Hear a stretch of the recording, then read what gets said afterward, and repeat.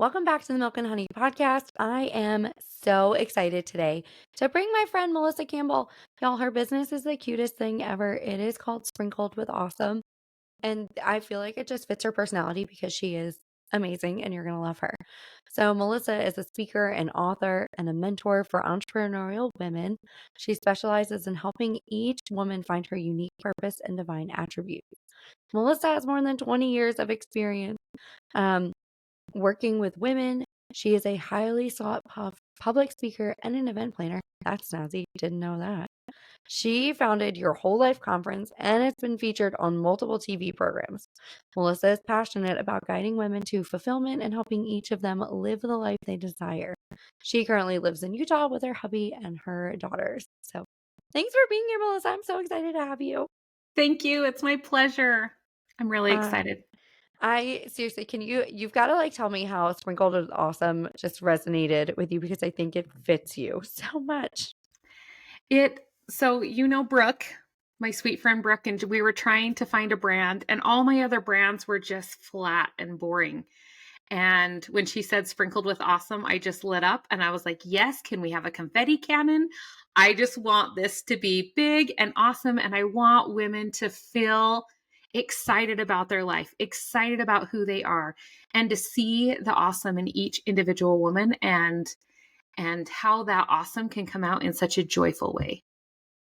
I love that. And y'all, you will meet Brooke. Brooke is going to be on the podcast too. So you will love Brooke. Y'all, she has a great story.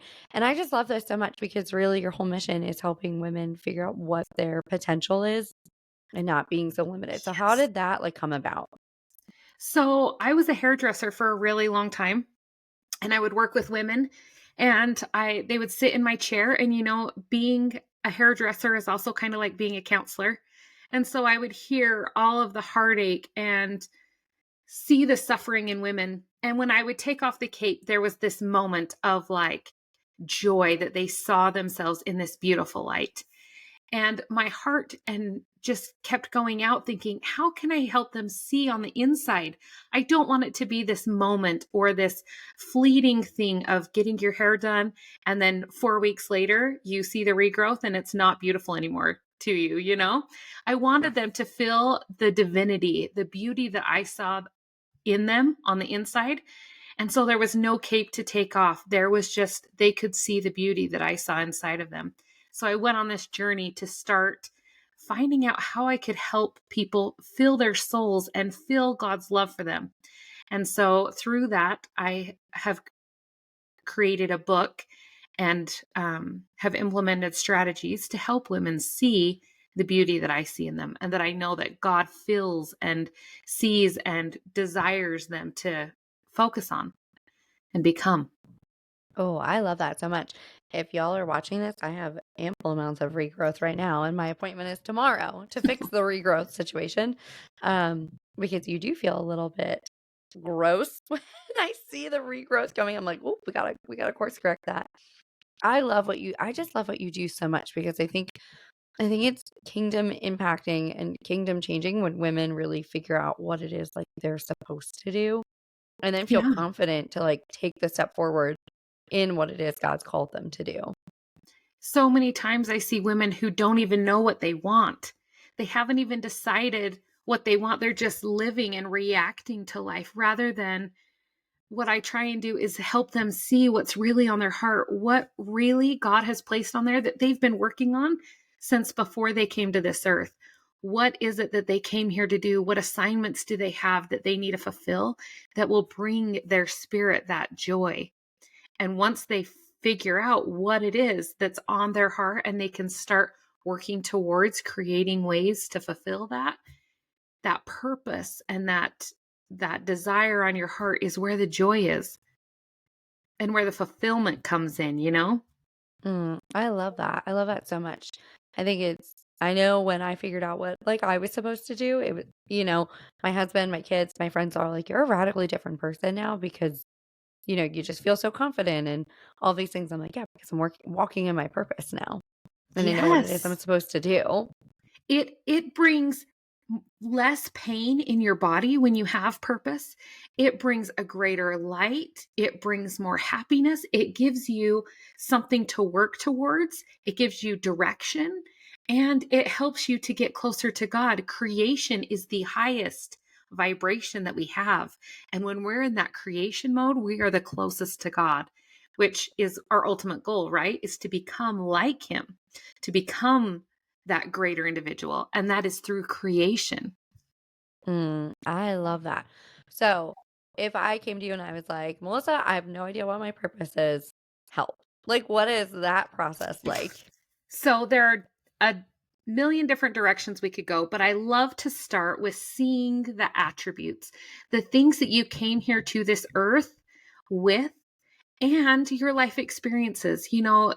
We look at the scriptures, and a lot of the scriptures, the prophets have themes. They have things that they've gone through in their life that help them to create this mission. Like Moses. Moses, he had so many different opportunities in his life to become this leader. He was scared. There were times when he was like, pick anyone else, pick somebody else who speaks better, you know? But the Lord placed on his heart this desire to free his people and to go back and to, even though it was hard. So I would have you take a look at your life. What are the things, and usually they're really big things that people have tried to maybe minimize? Maybe you got in trouble for them as a kid. So for me, I was teased constantly because I always wanted to be in the limelight. I always wanted to speak. If a video camera came out, Melissa was in the center, and my parents were kind of introverts. And so they would say things like, if somebody needs to embarrass themselves, just call on Melissa. She'll go up on the stage and embarrass herself. Well, come to find out, my number one gift is communication.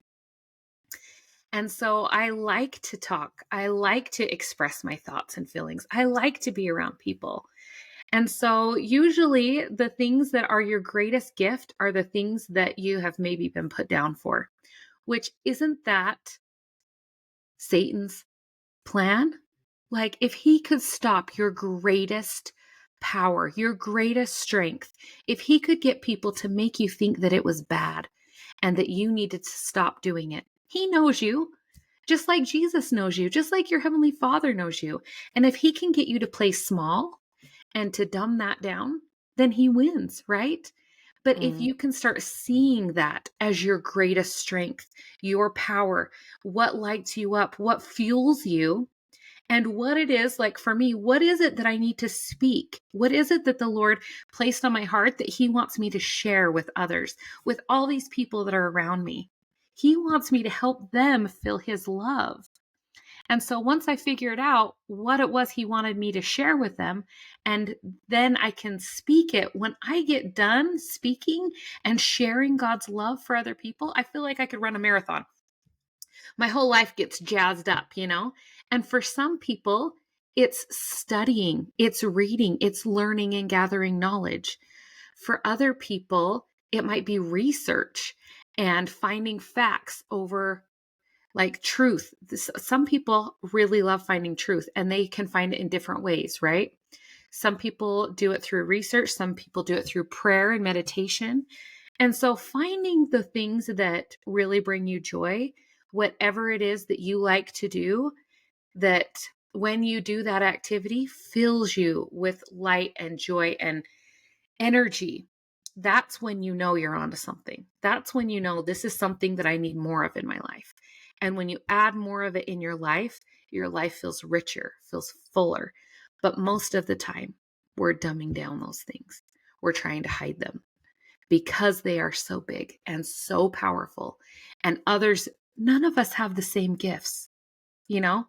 In Matthew, the Lord talks about how he gives out gifts and he gives them out individually according to several abilities, which is individual. We have a God that's individual. He gives each of us a certain amount of gifts individually for our needs and what he needs us to do on this earth. So when we're given them, they look different. our life experiences and our gifts are different. None of them are the same. So we don't understand each other's gifts. And a lot of times that protection mechanism comes in like, oh no, you don't know what's going to happen. You can't do that, you know? And that's why maybe when you stepped into your greatness, people didn't understand it. And maybe they tried to calm you down and say, I don't know if you should do this. Like, this is dangerous. You're in a dangerous spot, Lemon. Let's try and like rein it in, you know? Because when you find your passion, when you find your purpose, it's going to be big and it's going to ruffle feathers because people aren't going to understand it because they have not been given the same gifts, the same desires on the heart, and the same experiences that you've been given.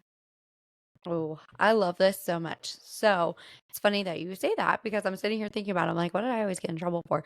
Almost every single report card I brought home as a child said talks too much. And I was constantly the kid getting her seat moved because I talked too much and I talked to every single person that I sat next to. It didn't matter where you sat. You could sit me next to the coat closet and I'd find something to talk about to the coat closet.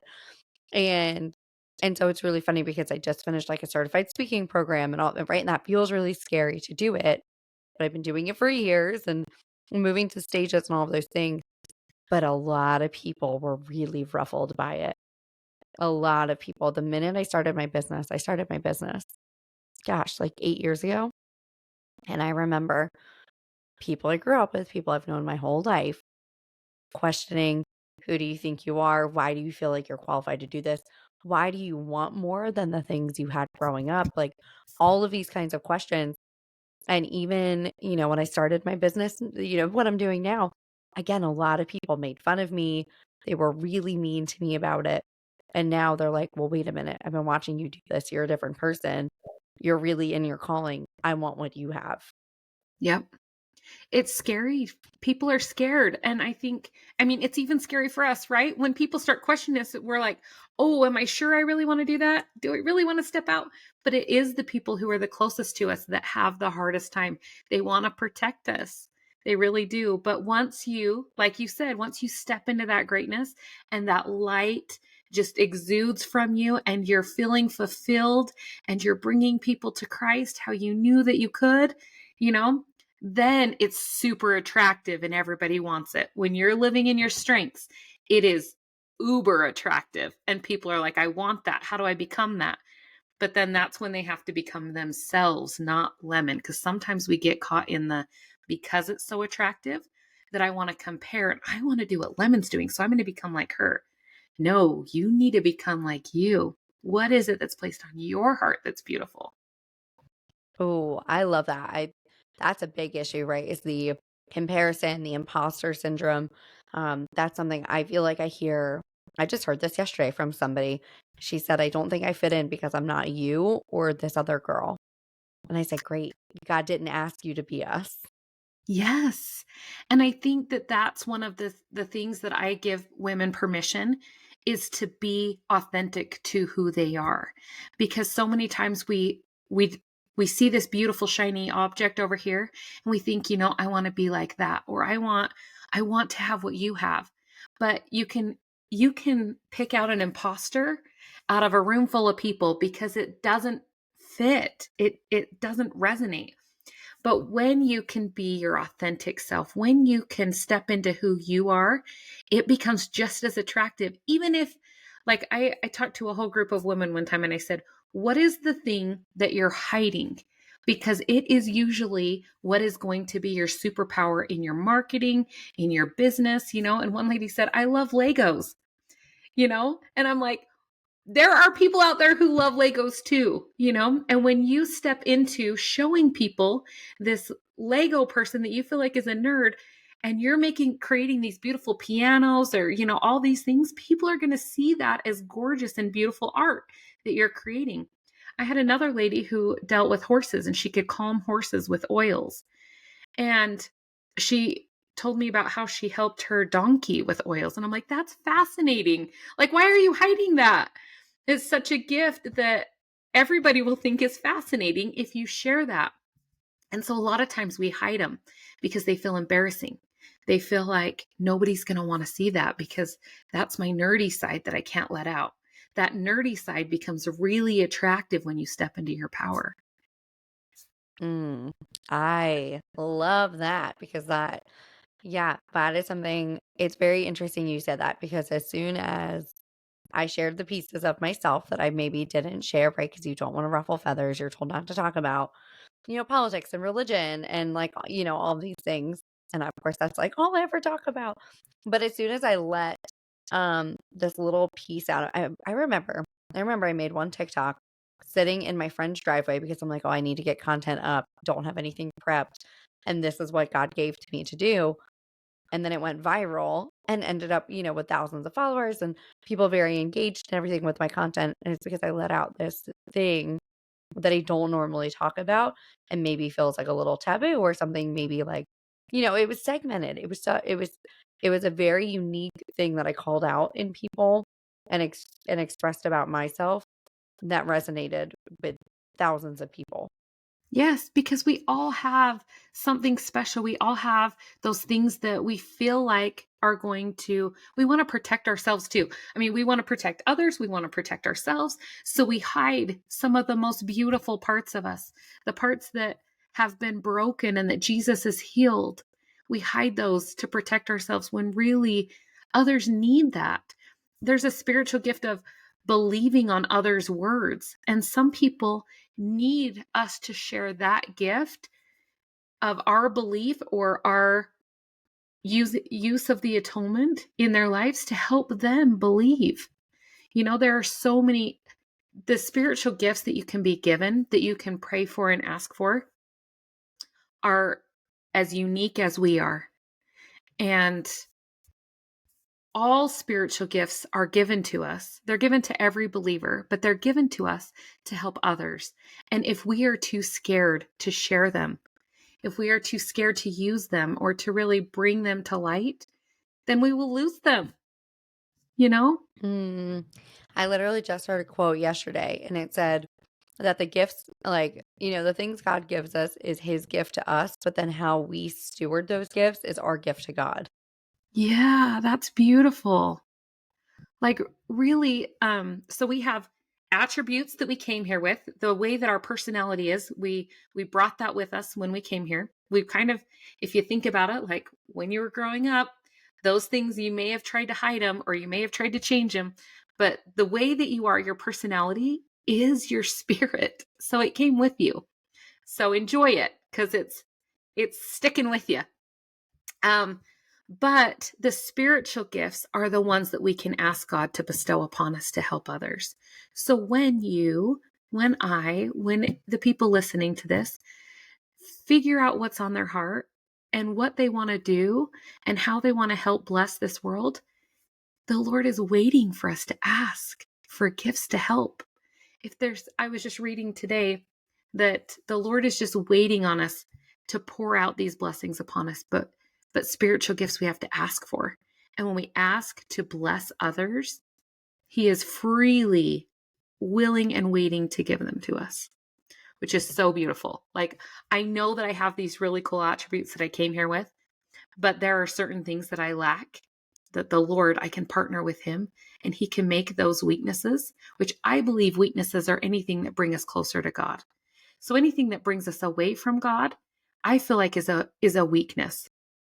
And so I can turn to him, partner with him, and he can help me fulfill whatever that thing that is missing for me to bless the lives of others.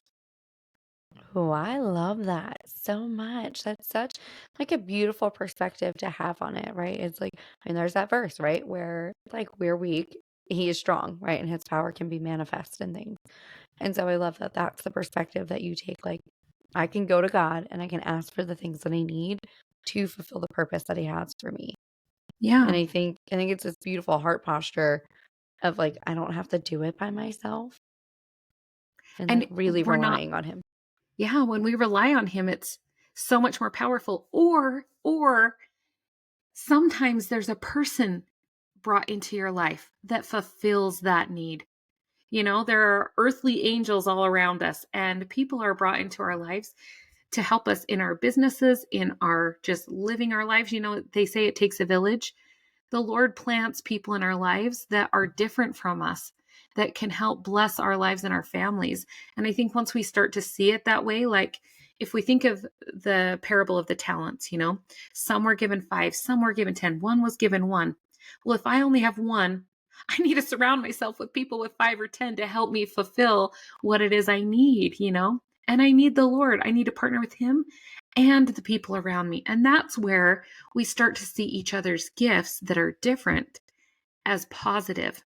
Most of us marry the opposite from our gifts. And a lot of times we can take that as a negative. But when we start to see that this is a divine calling that creates a beautiful whole, that we created a beautiful whole when we married this individual, it takes on a whole new light and a whole new meaning of working together and seeing each gift as the beautiful gift God gave them or us. And when we work together, we create something way better than we could have on our own. Ooh, I love this. This just made me think about the fact that, right, like women were created from, Eve was created from Adam's rib, right? So she's a piece of him, he needs her to complete him. But I was thinking about like when you're not with the right person, right? It's like a pain. It's a pain in the side. And Yeah. so that rib doesn't fit. And it's funny that you said that because my husband and I, we have the complete opposite gifts and they're so complementary. Like Yes. we talk about it all the time. I'm like, we could not have done this on our own. Like there's no way that our marriage was not like a divine, appointment or, like God clearly wanted us together because we couldn't fabricate this if we tried, how perfectly Yeah. matched we are. And I'm so glad that you see it that way. Because when you see it that way, then when differences arise, you can understand that there is something beautiful to be made out of that. That difference is for a great purpose. Me and my husband are building a chicken coop. And if it was up to me, it would be like plywood just kind of like put together. And he is making it so beautiful. But my energy and my enthusiasm for it was gone about 20 hours ago. So he's able to finish the really big ideas that I create. And when we can see them in a partnership, and same with friendships, when we can see the differences in the people around us as beautiful and as complementary, then it makes living life with somebody who's different than us so much more beautiful. Mm. I love this. So much like that. We dropped some marriage advice too, unintentionally, because I do love that. I think it definitely has made all the difference to like know that I can rely on my husband's strengths and his gifts and vice versa. Right? Because there's things that he absolutely despises doing in our marriage. And there's things I absolutely despise doing. And so it's really beautiful to just be able to kind of lean on each other. Yeah. Um, Melissa, my friend, what if you could give a final piece of advice to the women listening to really step into their gifts and their purpose, like what would you tell them? I would tell them that if they haven't yet, to sit down and ask God how He feels about them. Ask Him what He sees in them, what beautiful gifts He's given them that He needs, and ask Him to teach them about those gifts and how He is counting on them to use them in their life. And I promise that if it comes slowly, it will come. But pause, listen, and those beautiful words that come into your mind, write them down and continue to ask and continue to learn. And you will see all the beauty He sees in you and what He's counting on you to do. And you will start to see patterns and purpose and missions and direction. And if I don't help you to find out what that is, then no greater mentor than Jesus Christ to help you to see the beauty that you have within you. Oh, Melissa, I love that. I'm going to go do that exercise when we get done because I don't think I've ever asked God how he, sees me and things like that. I feel like I've got the prompting, right? I feel like I know the direction, but no, I've never sat and done that. So I'm going to sit and do that after Well, we're I done. want to follow up and hear how it goes. Yeah, 100%. I will absolutely message you right away, Yeah. and tell you how that goes. just thank you for being here, Melissa. Like this was so insightful, and I just loved the just your perspective on things and just the way you talk about things. And y'all seriously go hang out with Melissa on all the things. Go hang out with her on Instagram. It's sprinkled with awesome. Like go find her and then find her on Facebook because she's available and she will talk to you and she's a wonderful woman and you need to go be friends with her and just go get sprinkled with awesome. Thank you, Lemon. This has been a pleasure. You're Thank delightful. ugh, thank you for being here, Melissa. We're gonna have to bring you back again. I would love to. I love it. Until next time, y'all.